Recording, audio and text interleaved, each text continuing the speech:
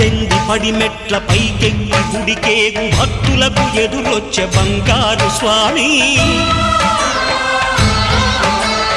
ఇరుముడులు స్పృశించి శుభమనుచు దీవించి జన బృందముల చేరే జగమేలు స్వామి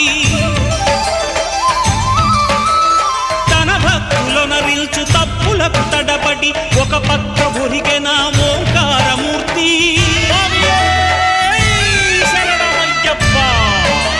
స్వాములందరూ తనకు సాయము కాగా ధీమంతుడై లేచే ఆ కన్య స్వామి